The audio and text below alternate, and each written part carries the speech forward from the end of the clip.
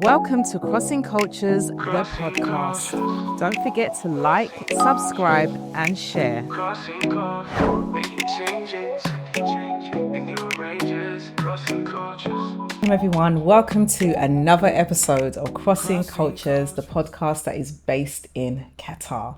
Today I'm joined by a guest all the way from Algeria and Nesrine. Hello. Did I pronounce your name right? Yes, Nesrine. Thank you. Yes, I forgot to ask you that before we started. But let me just double check. But yes, we're all good. You spelled it all right. Thank you. So Nesrine is from Algeria. She's actually in Qatar until the 29th.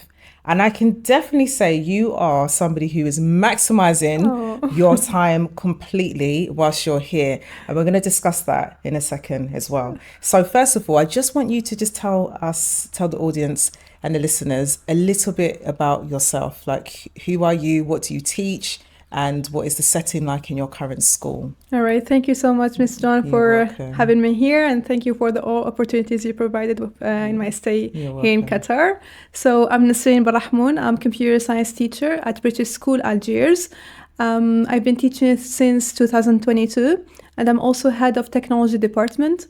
I have a background of engineering, specifically electronics engineering in embedded systems. And my vision is to modernize education and use my engineering skills to make education better. I like that. That's so ambitious. Thank you. So what made you, you went into engineering and then you switched over to just focusing on teaching? What made you go to transition to that area? Exactly. I get asked this question most, like, why did you move from engineering to education? Actually, engineering for me is more than a destination. It's a tool for me to use it in the sector of education and use my engineering skills to modernize education. And it all started, I'm passionate about teaching since a very early age. Yeah. It all started from conducting a very simple personality test. And it tells you, like, what's your best job? I was like, a teacher? Okay, let's go for it. Let's give it a try. So our students do that on a platform called Unifrog. Unifrog. Yeah, we use this at our school, yeah. Yes, so Unifrog is a website that our students are using before they make their choices about A-levels and university and stuff like that. So it's interesting that it worked for you, that it was a really good match. Yeah. Interesting. So we're going to talk about the BSME. So the BMSE is a teachers conference, and for the first time it took place in Doha, and I was absolutely honoured to be asked to be a keynote moderator. And I have to tell you, Nesrine, when I got that phone call, I literally was like, what? Are you serious? I was saying to the CEO, Deborah, I was saying to her, I couldn't sit down for half an hour because it was almost kind of like, when you put things into atmosphere. I sent the application form off to lead the workshop as a podcast style. And then it ended up being something that intrigued them. And it was like, right, we need you to close the day. And I was like, but I've envisioned that. I remember saying to my friend, they want to speak to me. I got a feeling that they want me to do this at the end. And I was just like, so when they told me, it was like, oh my goodness, God, like you gave me, that vision, and it actually has they've seen something in you. So yeah, it was a really well-planned day. And BSME have an app where you can see all the speakers, and I didn't know that you can connect with them. And I found that out when you sent me the message, and I was like, oh, this app can do that? So I was like, I wonder if people really understand how to maximize this app, this platform that they've created, because it now gives you, it's almost like having a LinkedIn in one central area of highly skilled professionals that have been bespoke and, picked specifically for this event. Like, how do you connect? And I think everyone had to download the app. So even if you're a guest, exactly, yeah. You download the app and you choose what workshop you want to go to. But not only that, you can then use it to connect to all of the speakers of the day. And I'm just like, it's such an amazing tool to use. So you sent me a message on there and I was like, oh, got a message from someone. Like, what is this? And you asked if you can come to the school and how much you enjoyed the panel at the end. And you just wanted to come and observe a computering lesson. And I was like, right, let me see if I can make this happen. So I sent a few emails off, head teacher, CC'd in a couple of other leaders. And they were like, head teacher was like, absolutely, please, you can get her in. As long as there's somebody to supervise in this school, I'm happy. And then I was like, light bulb moment. Would you like to deliver a workshop, the same workshop that you did at BSME? And then you agreed. And I was like, oh, another email. Can she deliver a workshop, please? And then I had my other colleague, Hatim, he assisted you for the morning, just making sure that you were collected from the reception and etc. And then you delivered the workshop on using AI in teaching and learning. Teaching and learn, yes. And I am so kind of like blown away of how quick it went from the communication on Monday to you being in the school at 7 o'clock the following day, delivering a workshop to 12 members of staff that just managed to find the time to jump in the session and, you know, take part and engage. So first of all, thank you so much. You've definitely teaching me how to network. That's my pleasure. Seriously. Thank you. And then, like, since you've been to my school, the other schools that you've been to, would like to mention I other went schools? also to Qatar International School and Newton International School. Right. Okay. Yeah. Amazing. Thank Amazing. you. So what was your experience like at the BSM? Like, how did you get to have that opportunity flying all the way from Algeria? Actually, how I first learn about Qatar International School, it's from a student that I had in 2023. I asked about him, how did you do in your IGCSE? And he was like, I asked his mother. And he's spoken highly of Qatar International School. He's spoken highly of living in Qatar. So I followed some teachers and people in education sector in LinkedIn. And there I found the BSME announce. I was on my phone. I was like applying from my phone. This is like very rare. So because when I have application forms, usually I get my laptop and I get concentrated, taking notes, how would I apply to this? But for BSME, it was genuine that I wanted to talk about the use of AI in teaching and learning. I genuinely wanted to share best practices with teachers. So I applied from my phone and it was not expected. I didn't expect at all that they will actually call me. You got an email to say, congratulations, you've been selected. Yeah, I was amazed. I was like, oh, is this actually true? The app is just very like the best app for teachers to connect, to exchange ideas. Maybe they can develop it to exchange best practices online. It's very interesting app that gathers and connects all teachers from different schools in the Middle East. And I had the chance to also to be part of it, so I'm very glad. Yeah, well done.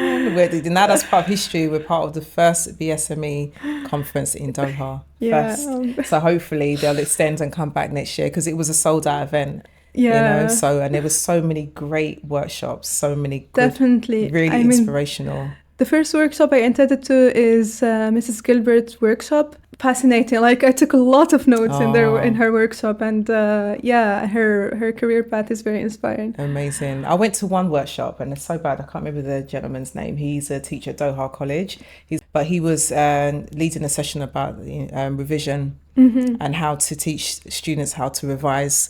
So I even found myself today talking to my year 8s about don't cram revision, you know, don't try and stay up all night revising, it doesn't work, you know, because I was trying to remember all the things and the tips that he was saying that will fit into the context of year 8s. Because they have assessment week when they come back from the half term. So it was really, really good. And the other workshop that I managed to get into was women in leadership. Let me tell you that session. I walked out of there like, yep, Superwoman can do this, got this. And I'm so glad that I went to that session before doing my session because it really allowed me to build that confidence that I needed before. Because at the beginning, I was like, I don't think I belong here. A little bit of imposter syndrome. Happened to me. A bit overwhelmed. Yeah, slightly overwhelmed. It's a real thing. And I remember sitting down with my friend Joy Bromfield, who was also on the panel. And she's head teacher at Nord Anglia School. And I sat down with her in the canteen. I said, Joy, I don't feel like I belong here. Like, I feel like this is kind of like above me. And then she gave me a good talking to. Oh, and I was just so like, yeah, kind of her. okay. She said, babes, you do belong here. Because I know she's been through that, you know. But coming out of that workshop, I was like, I'm ready. I just felt this sense of calmness. Yeah, I was like, I'm ready. Let's go. Let's do this now. So it was really good to be part of the day and to be in the workshops as well. Great. So one of the questions that I asked on the panel, because the topic for this discussion was culture, identity, and belonging in Qatar school setting. So one of the questions was, do you have somebody along your career journey who really believed in you and gave you an opportunity, even if when you felt that you probably weren't ready for the opportunity? Do you have a person that was like, yeah, always remember this person? Actually, well, before talking about the person at my school now, I would like to mention a person that I met in 2018. Well, actually met in 2016 so I applied for an exchange program. I didn't get selected in that program. However, I kept connected with that person. In 2018, he introduced me to his organization. It's called Beyond Khmamik. It's a youth-led organization that empowers youth to learn about STEM and robotics. So I was part of this organization as a robotics mentor, and then I got promoted to be the head of education department at the same organization. So thanks to Rafiq Amrani, his name is Rafiq Amrani, he believed in the potential I have in this field. Yeah, I believe that it all started from there. When I was, so I started teaching when I was 19, and he believed in me in that time. So I'm very pleased to him at that point. And then when I joined British School Algiers, there's Mr. Graham, the owner of school, who sees ideas, who let the ideas be, who gives you the stage to unleash your potential, your potential. So whatever idea you have, he believes in you and he gives you the opportunity, whatever you need to make it true. So I'm very glad that I have this person in my life. Yeah, that is amazing. So for example, he supported my trip here. He supported me in PGCE and QTS. He promoted as a head of technology because I think that he sees something that maybe I don't see, but he's really supportive, and I'm very glad that that's good that you've got someone like that. That's exactly. Amazing, absolutely amazing.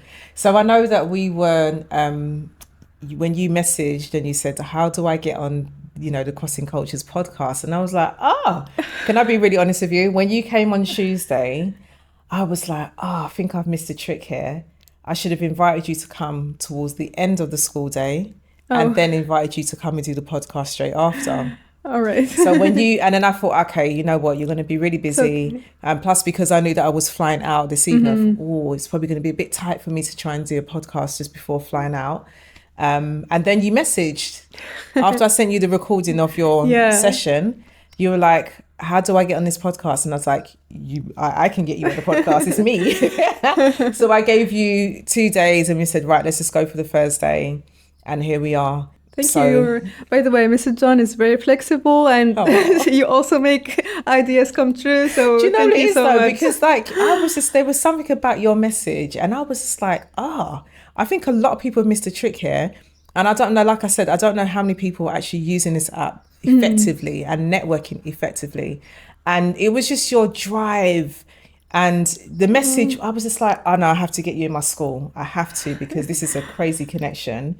You're here for a short period of time. So I knew I had to act, not impulsively, but with some level of urgency. It's like, okay, she can't wait till next week. We can't wait till next week because we break up. So let me act on this now. And it's just that little bit of effort that it takes to make things happen. Because it could have split second of like, no, I can't be bothered, because it requires an energy that true. You probably don't have towards the end of the half term. And I was just like, no, I need to make this happen. Thank you so much. Need to make it happen. So, and now we're here recording your journey. So thank you so much. Yeah, you're very welcome. You really, really are. Your journey, you mentioned in the message about America. And there was a story that you wanted to share about how you got to America. Now, I have no idea what you want to share, which I like the idea. I don't know, because it means I can ask you authentic questions. Tell us about this journey to America that you experienced. So again, it all started in 2016. So I've seen this exchange program. It's called Algerian Youth Leadership Program that takes 25 youth to the United States for about a month to learn about leadership skills, and then when they go back to their country, they launch their initiative, their community initiative in their country. So I didn't know English. I didn't know anything back then because, you know, in Algeria we have Arabic, French, and then English. In 2018? 16. 16. Yeah. When you say you couldn't speak English, how limited was your English? So we had lessons at school in English, but it's all like, how are you? My name is Nesrine. Very What about you? basic, Very right. basic one. But I had to write 4 essays about leadership in that time to prove that I'm eligible for this. Without ChatGPT, because it didn't Without exist then. ChatGPT, to be specific. I remember I read a lot of articles about leadership. I got some books in Arabic and I translated them. So only to fill up those essays. I got selected as a semi-finalist. I was like, oh, wow. And I had an interview in 2 weeks. So, okay, I had the reading skills. I had Now you've got to get the writing skills, but the speaking skills. Yeah. So I connected actually with other semi-finalists in a group chat. Unfortunately, I didn't make it to the final. I spoke in Arabic during the interview, so You're like, oh, forget this English thing. so I also used some gestures. So yeah, but then I kept connection with my peers, semi-finalists, and also finalists in that group chat. And I remember, I was based in Betna at that time, so we are all connected only by in the group chat. We never met in person. Okay. 2 years later, I met Rafiq Amrani very randomly at university, and he was like, oh, Nesrine from the group chat. I said, oh, Rafiq, and he was like, oh, I launched my organization and all. So I was part of his organization, as I mentioned. And then how many years? 7 years later, I was eligible to apply as a mentor. So they take 25 youth and 3 mentors to the United States. And this time it was most like, I felt like I owe back this program because it opened a lot of doors for me. I joined the organization thanks to this program, and then I became a teacher and I thought like, I want to give this chance to other youth. So I applied again as a mentor, and I went to the United States last summer in the same program with 25 youth. I delivered a lot of leadership workshops for them. So I'm very glad that I made it to the United States and they make the impact bigger. Yeah, amazing. Fantastic. So America, what part of America did you go to? So we went to Reno, University of Reno. We stayed there for 3 days. We had workshops about leadership there. It was amazing workshops, practical, student-centered. And then we we split into 2 groups. Some of them went to Portland, Oregon. I was part of them. And the others went to North Carolina. So we applied some leadership, the youth, and we learned from it as well, leadership skills there. We were part of some community projects there for 15 days, and then we flew to Washington DC, we went to the Department of State. It was an amazing journey, and now we mentors are leading the projects in Algeria. Some of them are in mental health, others are in STEM education. I'm also interested in mental health, so that's why I'm leading the mental health projects. And others are also in environment. So it's glad to see youth are active in their society and making a difference that they want to see in the world. So I'm very proud to be part of it. The main theme of this program is entrepreneurship and digital citizenship. So I'm trying also to empower those youth with technical skills that they use to for their projects. Okay, amazing, amazing. So would you say that experience for you was life-changing?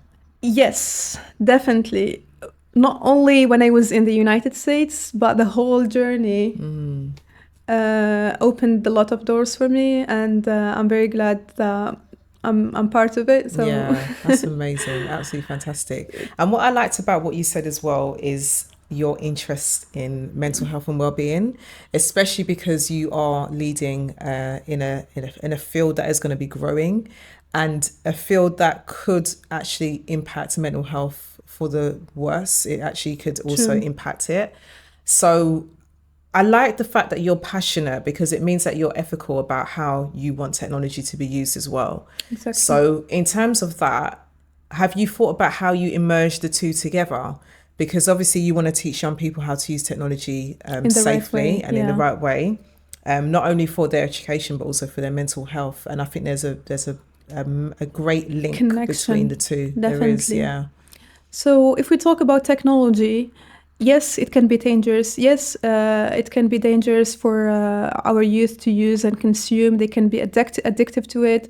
They can be more explored to cyberbullying and other issues. And here's the connection happen with the mental health. So if we can use technology, the other thing is technology also is powerful, and it helps our students to be autonomous learners, and they have no limits for them to learn through technology. We should consider also that technology is not a trend or something that it's growing very fast. So we need to learn how to use it, and we need to educate our youth how to use it properly, and especially in the field of mental health, how to use it safely. And I see, as you mentioned, a great connection between those two fields. So I really hope to launch other initiatives about technology, the use of technology in... Because it's almost kind of like yeah. information overload. Definitely. You know, it's like, you know, when ChatGPT, when everyone discovered, it's like, oh, I can do anything. I can write a book. I can do this. I can do that. And then it's just like your brain's like, there's too much. There's so much going on. What I've been reading about is with young people is because technology is going to be so advanced that your soft skills are going to be really important.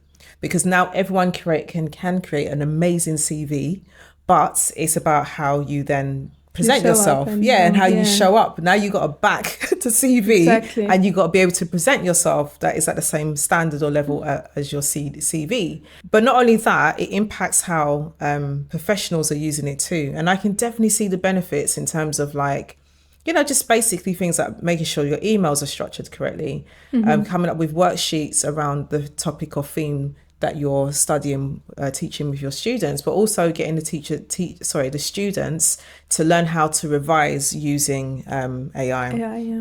And I think it's quite powerful creating quizzes with it. But I do believe it's like it almost feels as like anyone can on paper look really intellectual because they're relying heavily on the computer to do everything for them. And I do wonder sometimes if there's a really good YouTube about is AI making us dumb or is it dumbing us down? And I thought that was really interesting. And I'm very, very mindful of how much I rely on it. But because I'm a creative anyway, for me, it's kind of like, oh, watch me how I use this. Because the things that are not so important, I can do now in 5 minutes because it's not that important. It doesn't require a high level of skill. Exactly. So why am I going to spend an hour doing this? So now I use, you know, technology AI to help. Use it, it's like, come on, you know. But the difference now is that because everybody looks so good on paper, what are the other skills do you think that professionals can start working on to make sure that they are going to be different to everyone else out there that's their competition? I think here comes the role of the school as well. They shouldn't only rely on technical skills, or even without technology, we used to have like only technical skills subjects. I think that now it's really important to incorporate communication skills, public speaking skills, like a whole subject about it. It's okay, like for the students to acquire this besides their technical skills. So I think we really need to look at this point, and this is part of modernizing education. No more teacher in the front and then 25 students sitting writing. So do you see, I mean, if you can think of what a future classroom is going to look like, what do you think it is going to be like? First thing, I see them working in groups. Doesn't have to be like tables. It's a workspace. It's like a shared workspace. It doesn't have to be tables and the the whiteboard and teacher explaining. I think that they all need to be in the same. I see it more practical. I see it more engaging. I see it more bringing people together, because if they want to learn something, they can learn it in their laptop or in their. However, if the school thinks of how they bring people together, project based. So this is, I think, how I see the classroom to be in future. Yeah. Do you still see students writing, or do you see everything being on tablets and laptops? Oh. Because you know the thing that I mean, in my answer today, that I think yes, I think that's what's going to happen. I think that's where we're going. Definitely. I'll continue, but I'll let you answer that question because I can go off sometimes. So for me, I'm not a big fan of books, of having books inside the classroom and recording their learning that they could see by sharing slides in Google Classroom or something. So I'm not a big fan of writing, to be honest. I'm not an English teacher or something, but I see it's a skill that teachers. I think if a student don't try it, that's bad. Yeah. I don't know. I mean, the thing that I'm worried about that happening is there's something beautiful that when you have a history lesson and you're reading extracts of handwritten letters that were written First World War I or II, or you have a letter. I have a letter from a friend who passed away when she was 18. And I have envelopes of her letters that we used to write each other in lessons. So and she used to put these stickers on there. We used to have this designer company called Naf Naf and Ollie. And she used to put these Naf Naf and Ollie stickers on the envelopes. And I still have them to this day in my loft in a very nice secured box. And I've just think to myself, what does that future look like when we're all relying on technology to write and email things? And it's just the value of things. I love technology, I really do, but I also think there's a real need to keep traditional writing, art alive. And even like down to now how AI is shifting music. You know, you've got AI recording artists, or you can even call it that, AI artists, and then you've got AI production. And it's just, it worries me a little bit that we are moving so far away from traditional art and skill. You know, when you look back to, you know, the very famous artists that we've had in our history, Leonardo da Vinci, and you think about all the skills that he has. He was a mathematician, he was a scientist, he was an artist, he was a musician. Like there were so many amazing skills that people had back then because they had to rely on that. When now, again, it comes back to, is technology making us dumb? It's like, what do the generation that we're teaching now, what does their future look like in the next 20, 30 years? I can go to my mum's house and we've got photo albums and they're like that thick. And I'm sure everyone can relate to that, you know, where you've got pictures that were taken of Polaroids, printouts, you know, the cameras, and it would come out straight away. Or you had the camera reel and you just had to send it in and just like whatever pictures came out. And most of the time there's an arm over it or it's blurry. I mean, I love the idea now that you can take a picture and you can look at it before you print it. But the problem is that everyone keeps everything on their phones. Well, since you worry about this, also we should worry, like everything is changing over time. If we see like a car from 50 years ago, it's not the same one now. The images, everything is changing, but our classrooms are not changing, which means we are preparing our students for the past and not the future. So if you're saying that in 50 years, how would things be, then we should prepare our students for those jobs in the future. So I agree with you. I agree. I appreciate what we are using now and what we have used before, but we also need to consider getting ready for the future ahead. Yeah. So yes, it is dangerous, as I mentioned, but can be if used in the wrong way. Exactly. Like anything. Yeah, I agree with you. Okay, because I do have these conversations and it's like, we're preparing them for jobs that will not exist exactly when they qualify. And I keep on saying to the kids, make sure that you are studying something that is transferable.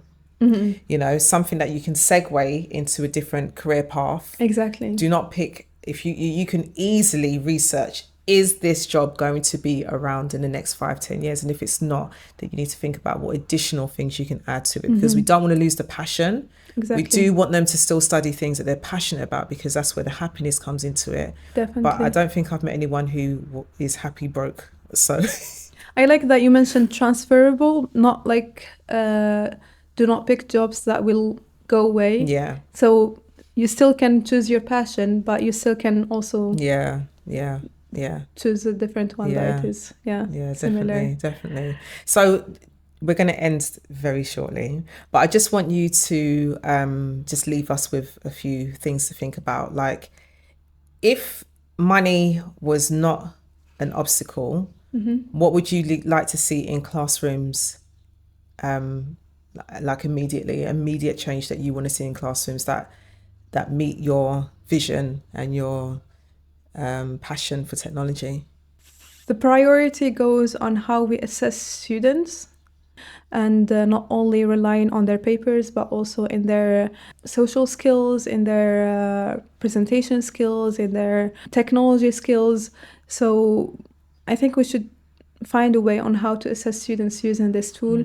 Are you using that's AI actually to what assess? I'm trying to use, because sometimes students inside the during the assessment they get stressed, or they are not in their best day, so they don't do well in that assessment. But if we find another way on how to assess students' capabilities, not only the technical capabilities but also the presentation, for example, we ask them to record a video of them explaining to another student, and or to so here we're trying, for example, recording a video as an assessment. You are assessing their speaking skills. You are assessing their knowledge, the actual knowledge, the content of the video, their editing skills. You are assessing a lot of things, and they actually need this skill, video editing, in their future. So it's amazing how many teachers can't edit exactly. videos, and I'm just like, CapCut. I mean, back in the day I was using InShot,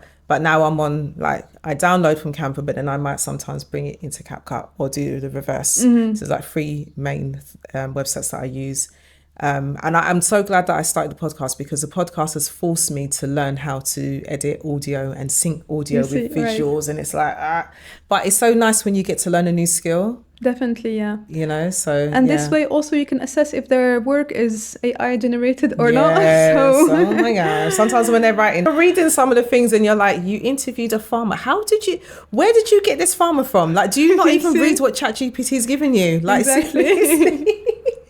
Oh my goodness! So yes, I think it's getting them to be more responsible and honest about how they're using technology as well, because it is definitely challenging their integrity, because a lot of them know that you are not allowed to use ChatGPT for your coursework, but yet they will still try and push it to try and see whether or not if you can, notice if it is. And it's exactly. just like, clearly. One last point. Do you think that the way that technology is growing is also then going to help students with additional needs? Definitely, that's actually the topic of my workshop and BSME. Yes, definitely it helps students with special needs. For example, I have students with 2 students with dyslexia. Using an AI-powered tool, I can accommodate questions, assessments to be friendly to students with dyslexia. So it writes the text in a different way. For example, I have also Chinese students that even if I try, I cannot translate for him in his mother language. So I use this tool, Wayground, it's called, to translate the assessment for him or the lesson to Chinese. So I'm using AI to help students with special needs. Sometimes I put the font bigger for students who can't see, or text aloud, speech to text, text to speech feature. And the good thing is you accommodate it only once. You tell, I have this student, and then it's used for all the assessment automatically. Amazing. So it is powerful for students with special requirements. And you can see the confidence or the progression of that student as Exactly. Okay. You can see him. There is also an option for students with ADHD. They try to remove distractions from them. So you just have to select what your students have, and then the tool will do it for you. And and it's only shown in their device. It's not shown for the others. So it's That is amazing. so cool. I like that. Okay, so we're going to end there. You've given us some really valuable tips and a very important discussion. I think there was one teacher that I put in the WhatsApp group, like about AI, and she was like, our school's AI is up. We've done so much things on AI, but it's constant, isn't it? Because it's evolving updating. all the time. I remember when I first started to create images using Copilot. Now I've come off Copilot, I'm using ChatGPT for my images. And I'm like, oh my days, like the advance already from a year ago to now is crazy. True. Absolutely crazy. You can literally put a photograph of yourself in ChatGPT, say, can you make this into a Pixar image? And it does it. And I'm like, huh? And then if you know how to do prompts to create the style that you want, the Illustrator style, it then will do that for you. Where most people are just using the very generic images and the colors are quite bland. But when you know how to really prompt, it's all about the prompt, right? Yeah, the results, phenomenal, absolutely phenomenal. Definitely. So I just want to say thank you so much. Thank you. It has been probably the quickest turnaround I've had for a booking for a podcast. Usually it's like a week in advance. We were like 2 days. 2 days, you know, and then one day to make it to right. the school. And then, it's the last day of the half term. So it's a nice way to end the half term. And we would definitely keep this connection 100%. With pleasure. Yeah. But thank you so much. And I wish you all the very best with how you advance in your career. Thank you. You made this trip very outstanding. I didn't plan it, but you're making everything. God did. God did. Yeah. Thank you so much. You're welcome. You're welcome. Okay, guys, I hope you enjoyed this episode and keep connecting with all of the content. And those that are on half term, we wish you a fantastic half term and a safe journey wherever you're choosing to go. And remember, stay connected with technology because it is not going anywhere. Crossing cultures, crossing paths, making changes and new ranges, crossing cultures.